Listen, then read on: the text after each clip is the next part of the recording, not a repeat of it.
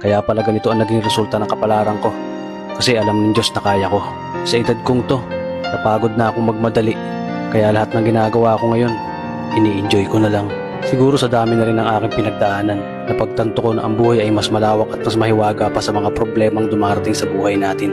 Tumatanda na tayo, baka sa kakahabol natin sa masagana at maayos na buhay, ay hindi na natin nai-enjoy ang buhay. Baka nabubuhay na lang tayo dahil nape-pressure tayo sa sasabihin ng ibang tao. Marami na rin akong mga naging maling desisyon sa buhay, pero lahat yun nagsilbing aral sa akin at natuto ako sa mga pagkakamali ko. May mga taong sobra nating mamahalin at bibigyan ng halaga, pero ibabalik lang sa atin ay kabiguan at matinding trauma. Kaya wag nating lilingunin ng mga taong tulad nila dahil mas payapa kapag hindi ka na interesadong malaman pa kung ano pang balita sa kanila. At wag mong idepende ang sarili mo sa kahit kanino. Tandaan mo, kahit sarili mong anino, iiwan ka din nito kapag madilim na ang paligid mo.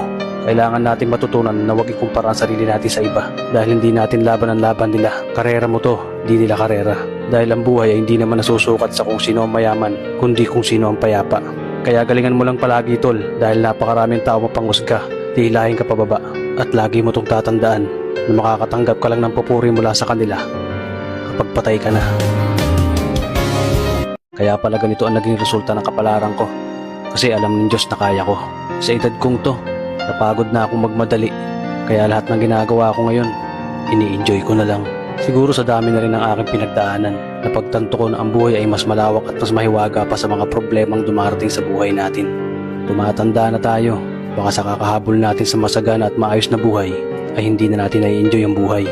Baka nabubuhay na lang tayo dahil nape-pressure tayo sa sasabihin ng ibang tao. Marami na rin akong mga naging maling desisyon sa buhay, pero lahat yun nagsilbing aral sa akin at natuto ako sa mga pagkakamali ko. May mga taong sobra nating mamahalin at bibigyan ng halaga, pero ibabalik lang sa atin ay kabiguan at matinding trauma.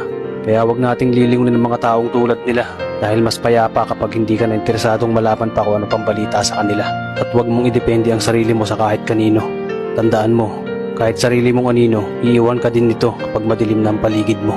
Kailangan natin matutunan na huwag ikumpara ang sarili natin sa iba dahil hindi natin laban ang laban nila. Karera mo to, di nila karera. Dahil ang buhay ay hindi naman nasusukat sa kung sino ang mayaman, kundi kung sino ang payapa. Kaya galingan mo lang palagi tol dahil napakaraming tao mapanghusga, tihilahin ka pababa. At lagi mo tong tatandaan na makakatanggap ka lang ng papuri mula sa kanila kapag patay ka na.